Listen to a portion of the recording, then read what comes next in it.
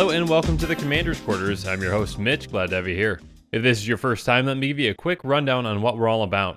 Here at the Commander's Quarters, we build fun and inexpensive focused commander decks. A focused commander deck is more tuned than a casual deck, but not quite to the level of a competitive or optimized deck. Commander's Quarters decks are built within a $25 budget that's $25 for 100 cards. And prices on this show are powered by our sponsor, TCGPLAYER. Before we get started today though, make sure you go check out our new Golden Pig playmat on thecommandersquarters.com. And thank you to everyone who's already purchased one, it really does help support the channel.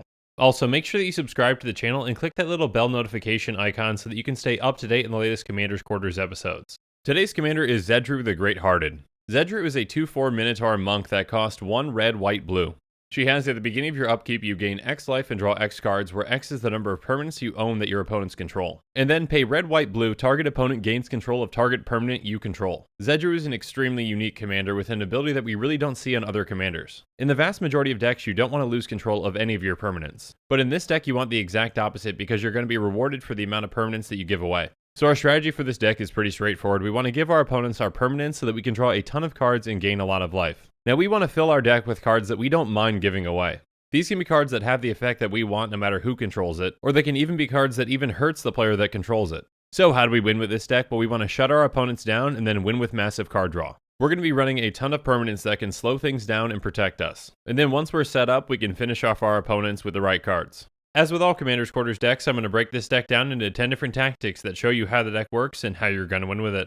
So let's go on to tactic number 1, Rocket. First up, there's Wayfarer's Bauble, which we can pay 2 to tap and sacrifice to search our library for a basic land to put into play tapped. And then there's Prismatic Lens, which can either tap for a colorless or it can filter our mana. Next up is Marble Diamond, which does enter the battlefield tapped, but it can tap for a white. And then Star Compass also enters the battlefield tapped, but it can tap for any of our colors depending on our land situation. Next up, we're running Boros, Izzet, and Azorius Signet. By paying 1 and tapping them, they're going to produce the colors of their guild. And then we're running Boros and Izzet Locket, both of which give us some more flexibility. They can each tap for 1 of the colors of their guilds, and they can pay 4 of their guild colors to tap and sacrifice them to draw 2 cards. So early on in the game, they're going to help us fix our mana, but later on in the game, they can help provide us some value when we need them to. And then there's Jeskai Banner, which can tap for any of our colors, and we can pay blue, red, white, and tap to sacrifice it to draw a card. Again, this is a great way to fix our mana and also provide us some additional value later. With this deck, it's important that we fix our mana so that we can activate Zedruu's ability whenever we want to. But we also need to make sure that we can protect ourselves with this deck in order to stay alive. So let's go through some cards that do that in tactic number 2, let's all be friends. First up, there's Spectral Grasp, which is an aura that says enchanted creature can't attack you or a planeswalker you control, and enchanted creature can't block creatures you control. So this is a good way for us to deal with one of our opponent's biggest threats so that they actually can use it against our other opponents but not against us. Also, auras work very well with Zedruu's Donate ability. An aura that's attached to a creature stays attached to that creature no matter who is in control of it. So if we attach this to a creature and then give control of that aura to one of our opponents, nothing changes. The only difference is that we're going to be gaining 1 more life and drawing 1 more card during our upkeep. And then there's Fight or Flight, which says at the beginning of combat on each opponent's turn, separate all creatures that player controls into 2 piles. Only creatures in the pile of their choice can attack this turn. So although this won't completely stop our opponents from attacking us, we can pick and choose which creatures we want in each of those piles. On top of that, if we're in a pinch and we need to donate this to someone else in order to draw some more cards and gain some more life, that's fine too. Our other opponents are still going to be affected by this, and we're not really attacking with this deck anyways. Next up is Light of Day, which says black creatures can attack or block. So this enchantment can prevent a good amount of creatures from doing anything to us. On top of that, it doesn't matter who's in control of this enchantment, it's still going to have the same effect. And then there's Island Sanctuary, which says if you would draw a card during your draw step, instead you may skip that draw. If you do, until your next turn, you can't be attacked except by creatures with flying and or island walk. Skipping a draw step isn't really a big deal for this deck because Zedruu's ability is going to draw us a ton of cards. So this is a fantastic way to protect us from any creature that doesn't have flying or island walk. Next up is Baird, Steward of Argive, which says creatures can't attack you or a planeswalker you control unless their controller pays 1 for each of those creatures. Baird is kind of like a mini ghostly prison, and it's going to tax our opponents for whenever they want to attack us. But then there's Sphere of Safety, which is pretty much a bigger version of ghostly prison for this deck. It's an enchantment that says creatures can't attack you or a planeswalker you control unless their controller pays X for each of those creatures, where X is the number of enchantments you control. The majority of spells in this deck are enchantments, so this count can get up high pretty quickly. Next up is Divine Presence, which says if a source would deal 4 or more damage to a permanent or player, that source deals 3 damage to that permanent or player instead. So while this doesn't prevent all damage, it does help soften the blow if someone does get some damage through. And since Zedruu has 4 toughness, it makes her an excellent blocker. On top of that, this is another one of those cards that we don't care who's in control of it, it still has the same effect. And finally, we're running Reigns of Power, which basically allows us to instantly switch creatures with someone else. This can work great either defensively or even offensively. If someone is swinging their huge army at us, we can go grab someone else's huge army to block it. Or if someone's got a game-winning board, we can just take their creatures away from them and then swing at everyone else with those creatures. This card even works good in combination with some other cards in this deck. Let's go through some of those cards now in tactic number 3, or not.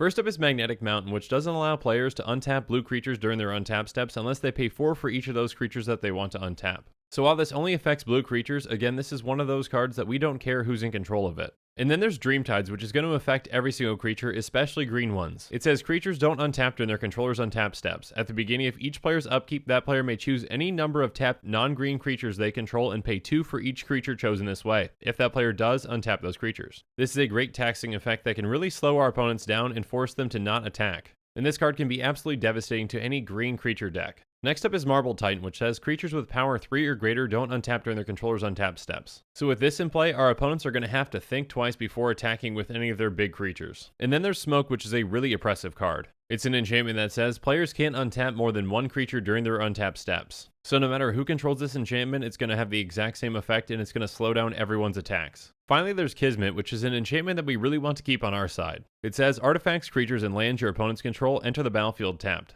This works great in combination with these other enchantments because not only does it slow down our opponent's artifacts and lands, but it can really lock down their creatures. Now again, Kismet is definitely an enchantment that we want to keep on our side, but what are some of those cards that we really want our opponents to have? Let's go through them now in tactic number 4, take this with you.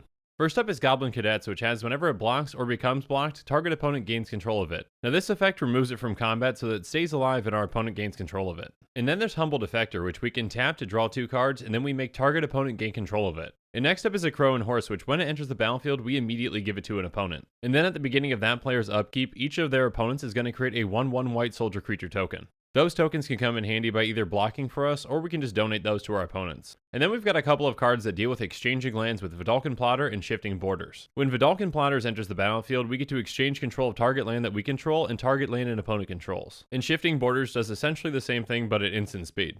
Exchanging lands not only ups Zedruu's count, but it can even get us a better land in the deal. Next up is Perplexing Chimera, which is a very unique card. It says whenever an opponent casts a spell, you may exchange control of Perplexing Chimera in that spell. If you do, you may choose new targets for the spell. Now this effect is great, but it does have a downside and we do have to be careful with it. Because when we give it to one of our opponents, they can use it against us to steal one of our spells. It's still a great card, but you just have to be careful with how and when you're using it. Finally, we've got 2 creatures that can kind of mimic Zedruu's donate ability. First up is Bizarre Trader, which we can tap to make target player gain control of target artifact, creature, or land that we control. And then there's Djinn of Infinite Deceits, which we can tap to exchange control of 2 target non-legendary creatures, but we can't activate this ability during combat. Both of these are great ways to donate some of our permanents to our opponents. And Djinn of Infinite Deceits can even give us one of our opponent's best creatures in the process. So we've talked about donating some things that really don't hurt or help our opponents too much. But let's look at some of our cards that our opponents really don't want in tactic number 5, Bad Gifts. First up is Rust Elemental, which has at the beginning of your upkeep, sacrifice an artifact other than Rust Elemental if you can't tap Rust Elemental and you lose 4 life.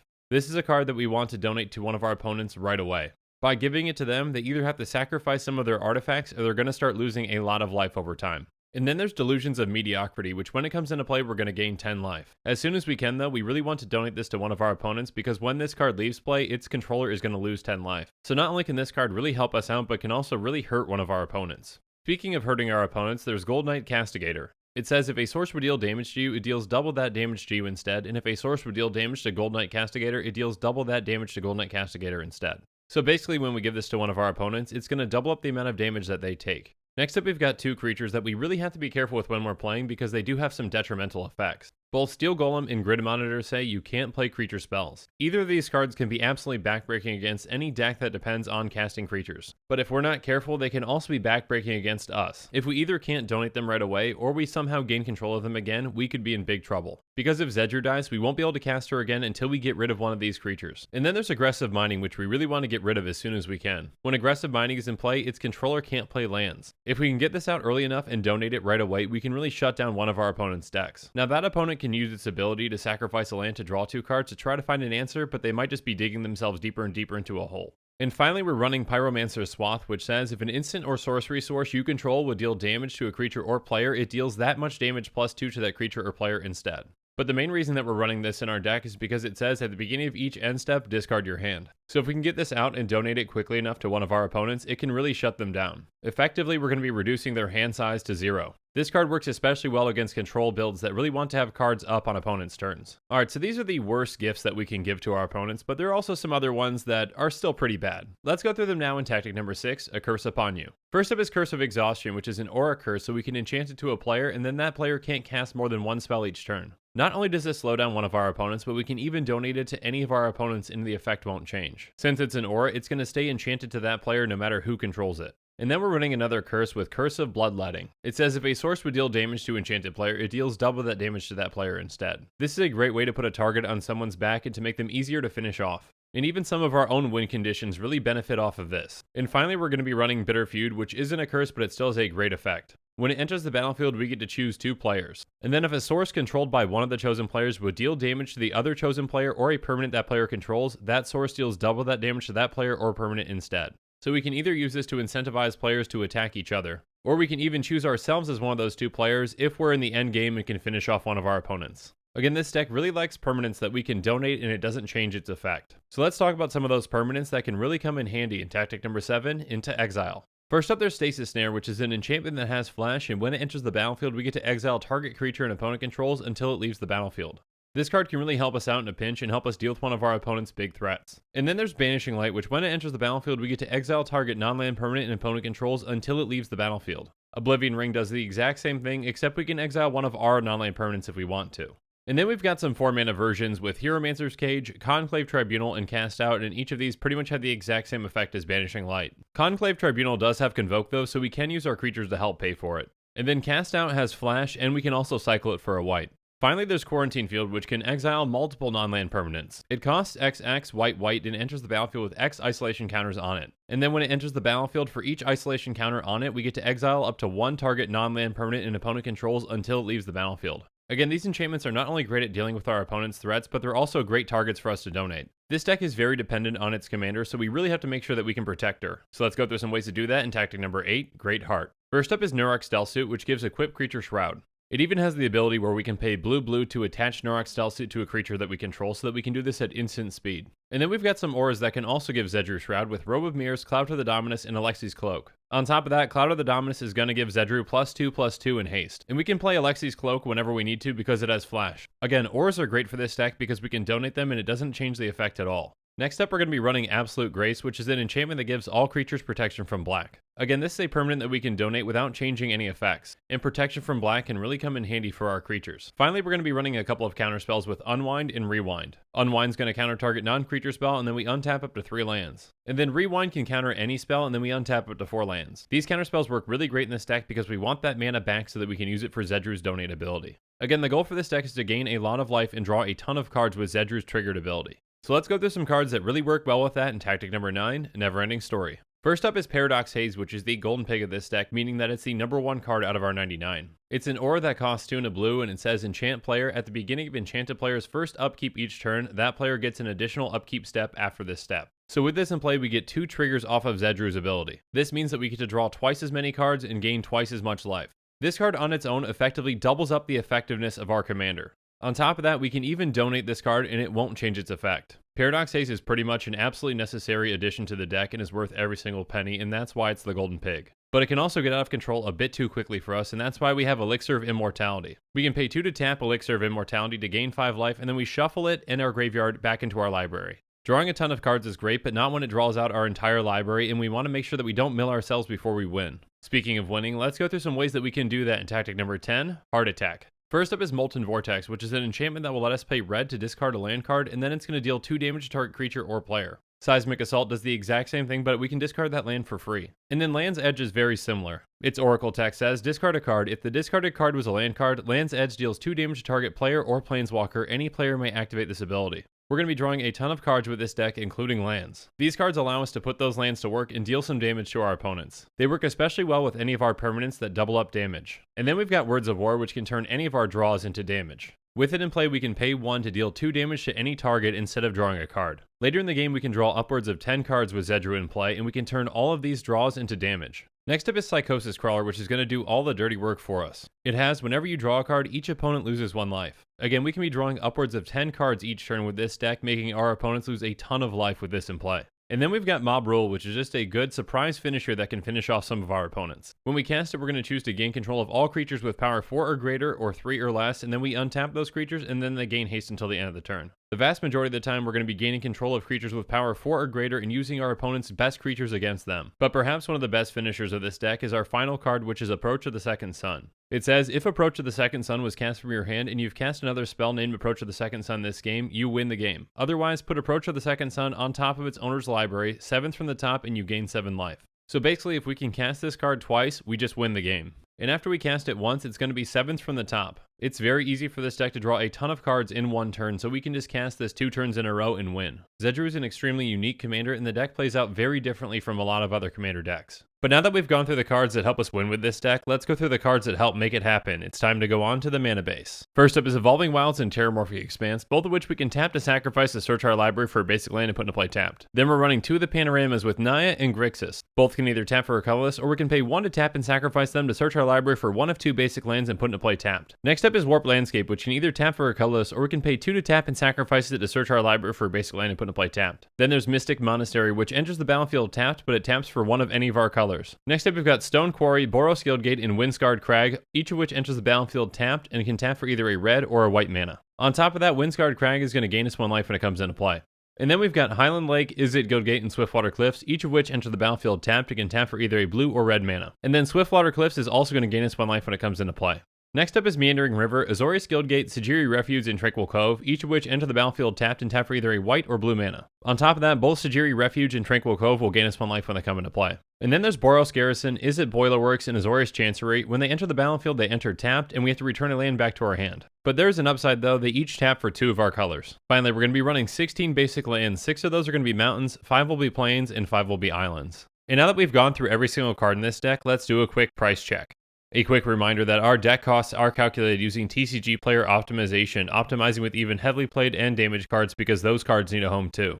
The average Zedruu EDH rec deck is going to set you back $219.27, so let's see how we compare to that. Our deck is going to be much more affordable, coming in at exactly $25. Again, Commander's Quarters decks are built to be tuned in focused within their budget, but there are always ways that we can improve on them. So let's go through some reasonable upgrades to see what some of those ways just might be. First up, there's Political Trickery, which comes in at $3.80. It's a sorcery that costs 2 and a blue, and it says choose target land you control and target land an opponent controls, exchange control of those lands. This is just another great way to force one of our opponents to take one of our permanents. Then there's Crown of Doom, which comes in at $4.45. It's an artifact that costs 3, and it says whenever a creature attacks you or a planeswalker you control, it gets +2/+0 until the end of the turn. And then pay 2, target player other than Crown of Doom's owner gains control of it, activate this ability only during your turn. So not only can this card give itself to one of our opponents, but it can also make them into a huge target. Next up is Statecraft, which comes in at $3.03. It's an enchantment that costs 3 and a blue, and it says prevent all combat damage that would be dealt to and dealt by creatures you control. This is a fantastic card to donate to one of our opponents so that they can't deal any damage with their creatures. And then there's Ghostly Prison, which comes in at $3.93. It's an enchantment that costs 2 and a white, and it says creatures can't attack you unless their controller pays 2 for each creature he or she controls that's attacking you. Again, with this deck we want to deter attacks as much as possible, and Ghostly Prison is a fantastic way to do that. Next up, there's Curse of Opulence, which comes in at $3.91. It's an aura curse that costs a red. It says enchant player, whenever enchanted player is attacked, create a colorless artifact token named gold. It has sacrifice this artifact, add 1 mana of any color to your mana pool, each opponent attacking that player does the same. This card is great at helping us make someone else into a target and to give us some value whenever they're attacked. And finally, there's Wild Research, which comes in at $1.37. It's an enchantment that costs 2 and a red. It has pay 1 and a white, search your library for an enchantment card and reveal that card. Put it into your hand, then discard a card at random from your hand, then shuffle your library. Or pay 1 and a blue, search your library for an instant card and reveal that card. Put it into your hand, then discard a card at random from your library, then shuffle your library. This card is amazing in helping us tutor for some of our best enchantments in our deck. Although there is a chance that we might discard that card, we are drawing so many cards that the chances are pretty low. And with that, our show is coming to a close, but I really just want to hear about what you think about this deck, so why don't you let me know in the comments below. When you're buying decks like this one, or just individual cards, make sure you use that decklist link in the description below. Not only will you be getting great prices on TCGPLAYER, but you're also going to be supporting this show because they sponsor us. And make sure that you follow us on social media so you can get some early hints on who the next commander just might be. Links to our social media accounts can be found in the description. Also in the description below is a link to the Commander's Quarters Patreon page, and I just want to say a quick thank you to the patrons who have subscribed so far. There are many benefits to being a patron for the Commander's Quarters, including being able to vote on future commanders for deck techs. There's even a general level tier where you get your own personalized deck tech dedicated to you. I truly couldn't do this without all of your support, so from the bottom of my heart, thank you. If you haven't already, make sure that you like and subscribe to the channel, and then check out some of our playlists on budget commander decks, commander excluded decks, and break the bank episodes. And with that, I'm out of here. Thanks again, and have a good one.